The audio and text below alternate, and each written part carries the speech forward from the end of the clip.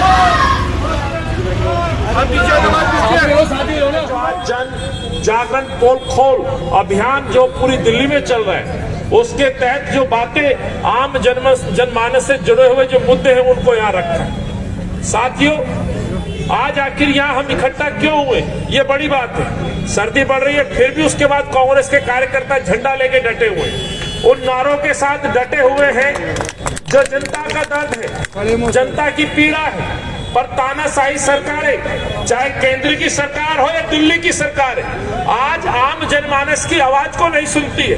किसान एक साल बाद बॉर्डर से उठते, मजदूर परेशान है, रिक्शा चला करके अपना पेट पाल रहा है, व्यापारी परेशान है। आज हिंदुस्तान में कोई ऐसा वर्ग तो नहीं जो कह सके कि वाकई मेरे अच्छे दिन आ गए। कैसे भरोसा कर ले मोदी जी, 7 साल हो गए आपको। कैसे भरोसा कर ले अरविंद जी, 7 साल हो गए आपको। और कैसे भरोसा कर ले एमसीडी के उन पार्षदों पे जो 15 साल से भाजपा के तीनों नगर निगम में मेयर बन के बैठे। इन वर्षों में, खास तौर से पिछले 7 सालों में कुछ इस शहर में बदला है तो माफ करिएगा।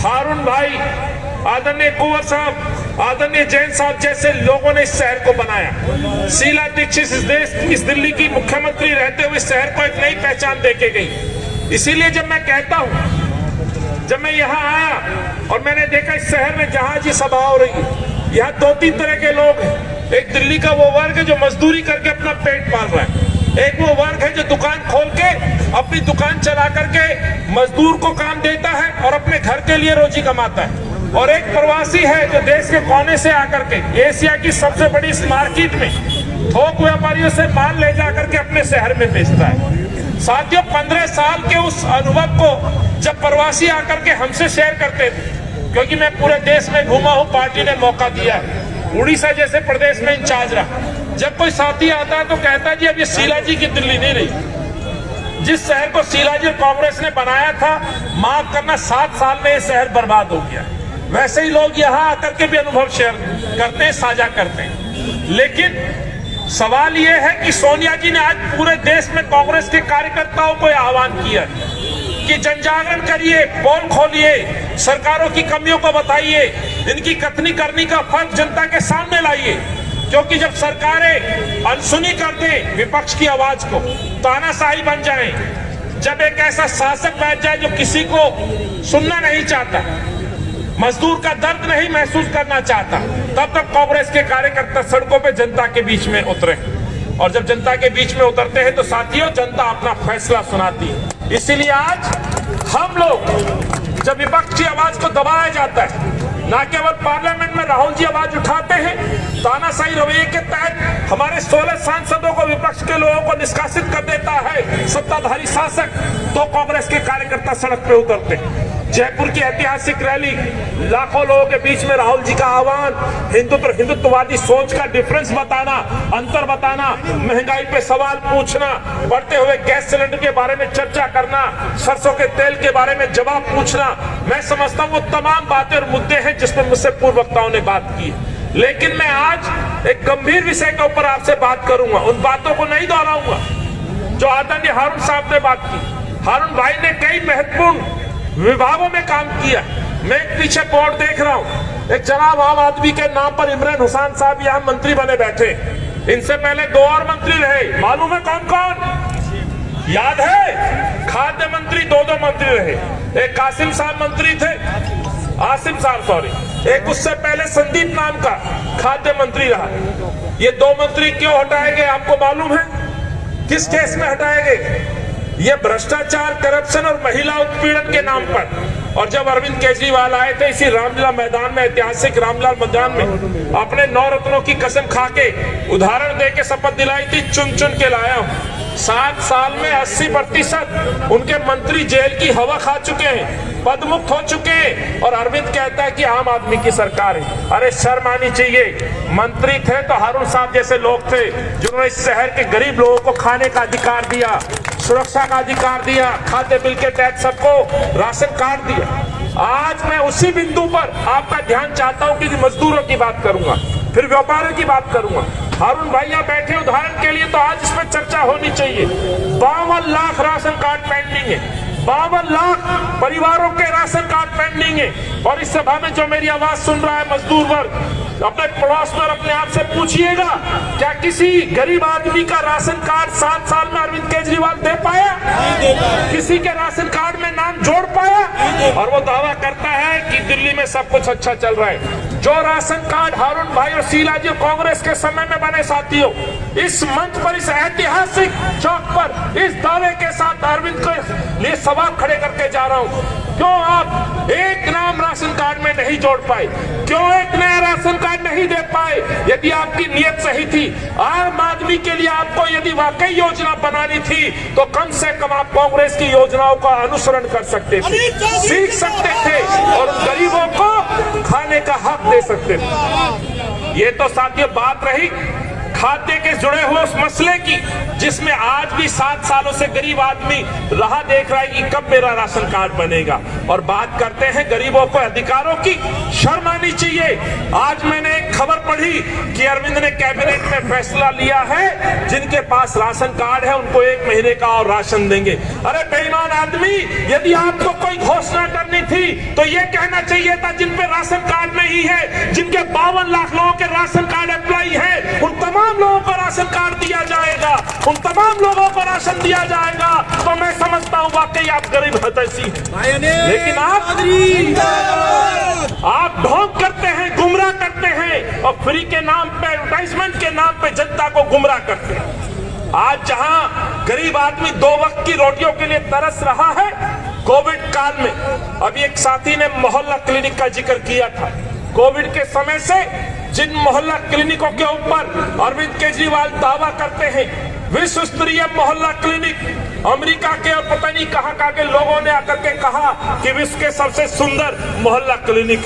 हारून भाई ने एक बात और कही, चंद स्कूलों को, चंद मोहल्ला क्लिनिकों के अंदर अपने कार्यकर्ता, अपने मित्रों को, अपने विदेशी मेहमानों को वहां घुमाया जाता है और वहां दिखाया जाता है कि विश्व का सबसे सुंदर इंफ्रास्ट्रक्चर है। शर्म आनी चाहिए।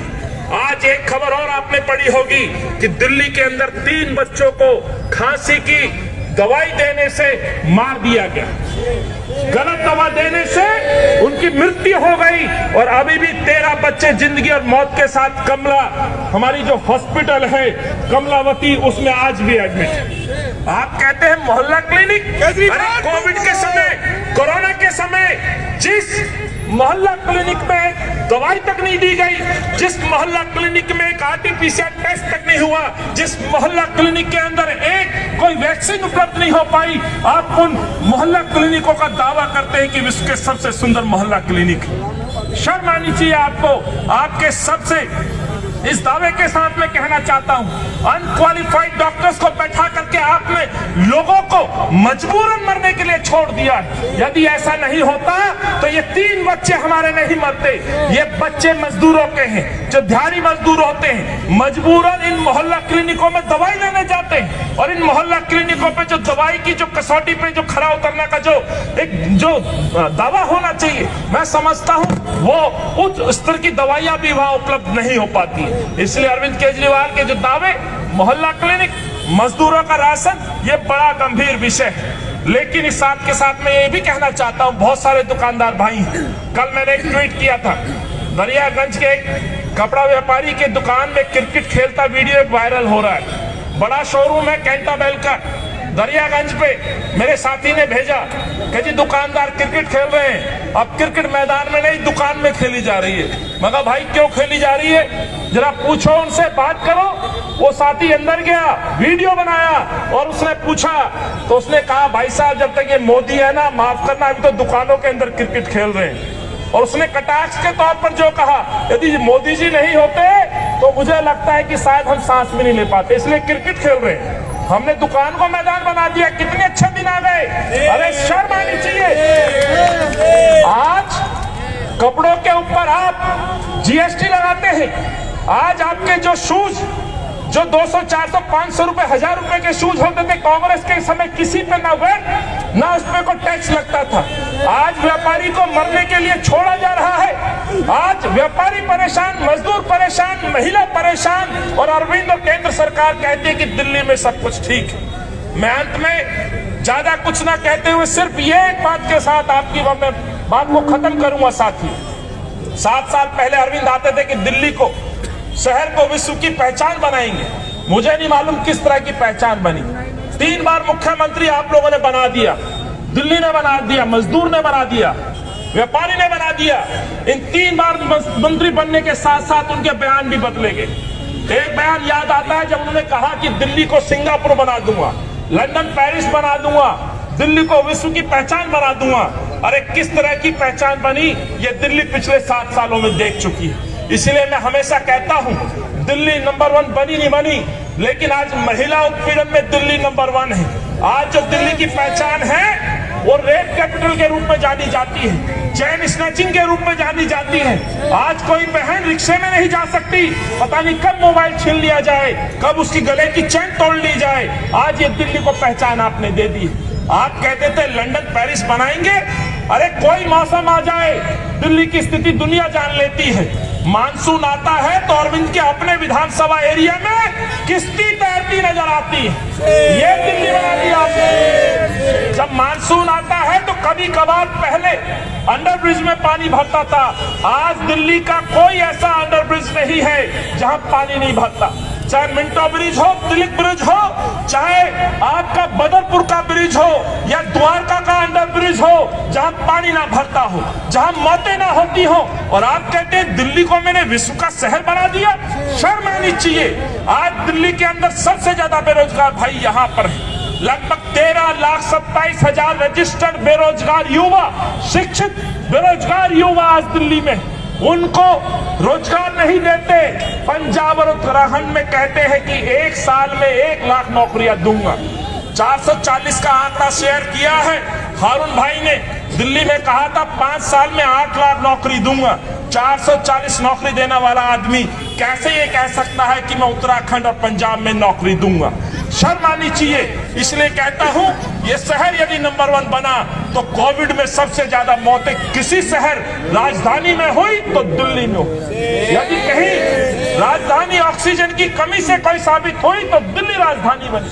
बेड की कमी कहीं दिखाई दी तो दिल्ली राजधानी में दिखाई दी। प्रदूषण में दिल्ली नंबर 1 बनी, बेरोजगारी में नंबर 1 बनी, महिला उत्पीड़न में नंबर बनी। और माफ करना, ये दिल्ली के मंत्रिमंडल के सबसे ज्यादा लगभग 80% कोई मंत्री जेल की हवा खाने गए हैं तो उसमें भी दिल्ली नंबर 1 बनी। अरविंद केजरीवाल की कैबिनेट बनी। मैं यही कहते हुए, विषय और बातें बहुत सारी बातें मोदी जी ने कही।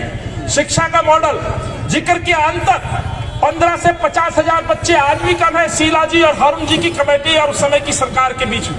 लेकिन आज अरविंद केजरीवाल कहते हैं और प्रचार प्रसार करते हैं शिक्षा मॉडल, जिस पे बड़े विस्तार से मेरे साथी ने बात रखी।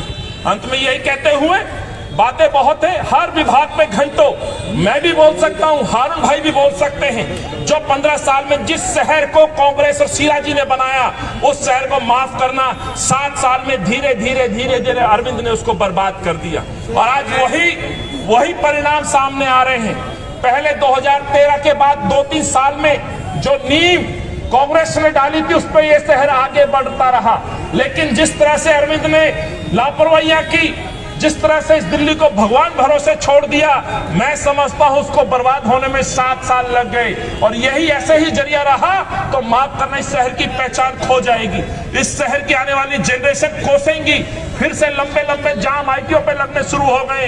पब्लिक ट्रांसपोर्ट पे कोई काम नहीं। हारून भाई ने ट्रांसपोर्ट का जिक्र नहीं किया क्योंकि समय का अभाव था, लेकिन हारून जी और कांग्रेस वो सरकार थी जब 7000 डीटीसी की बसें दिल्ली सरकार के बेड़े में हुआ करती थी और आज मात्र 1600 बसें चलती हैं। आज इस हौज काजी चौक पर आज यदि मेट्रो स्टेशन नहीं होता, यदि मेट्रो नहीं होता, अंदाजा लगा सकते हो कांग्रेस की सरकार नहीं होती तो इन गलियों में जो आज लंबा लंबा जाम है तो बाहर क्या स्थिति हुआ करती।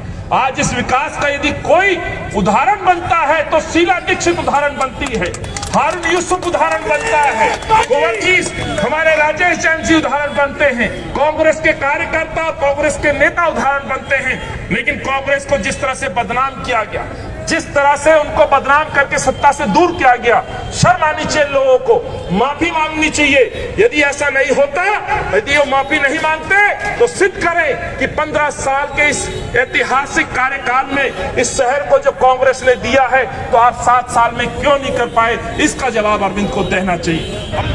सवाल पूछता हूं कि भैया गैस के रेट क्या हुए तो आवाज आती है क्या?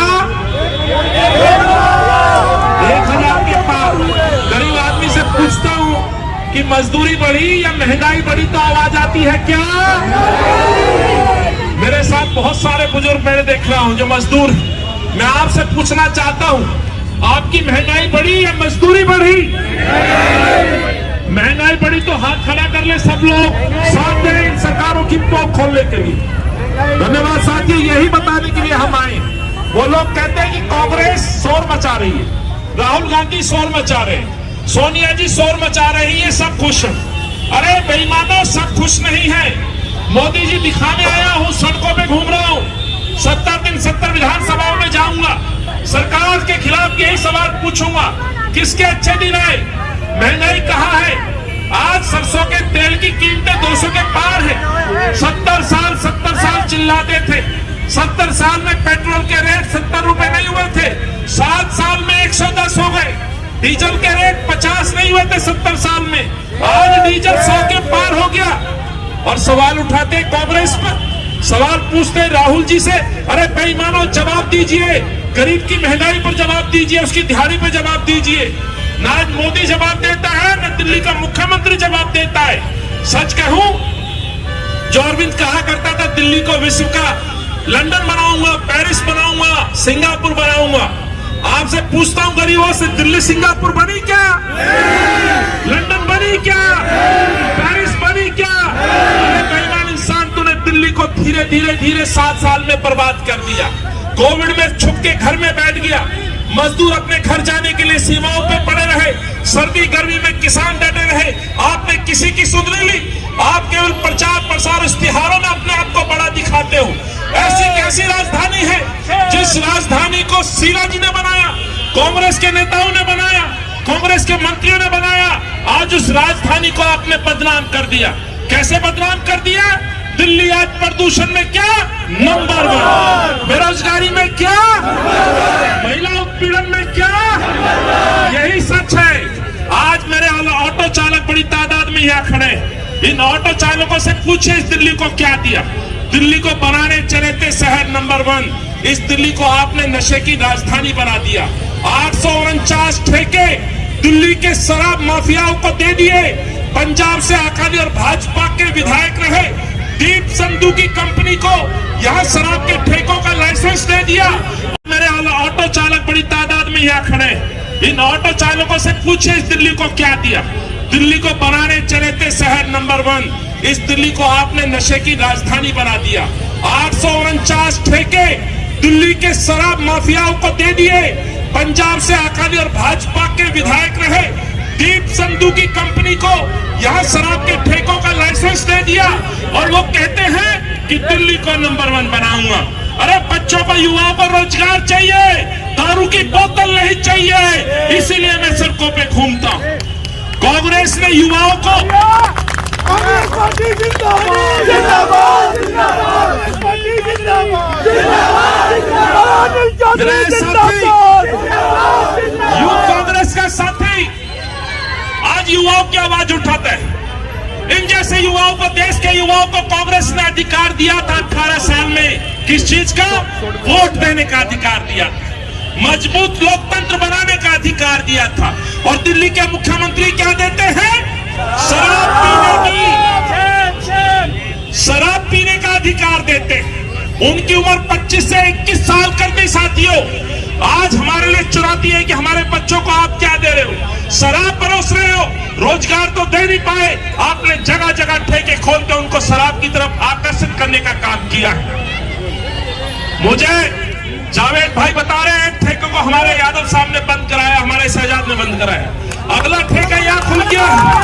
ये पहचान, दिल्ली की पहचान, माफ करना, जो शीला जी ने बनाई पहचान, क्या विकास का मॉडल हुआ करती थी।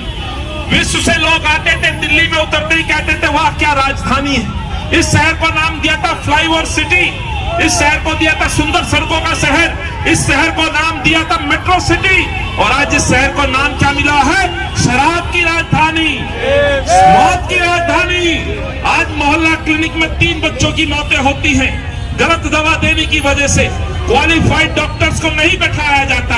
और अरविंद कहते इस शहर को मैंने बड़ा सुंदर बना दिया।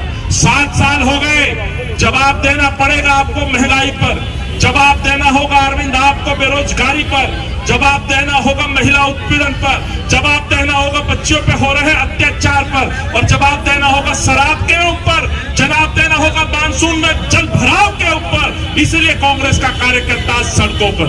इतनी बात कहते अपनी वाणी को विराम दूंगा।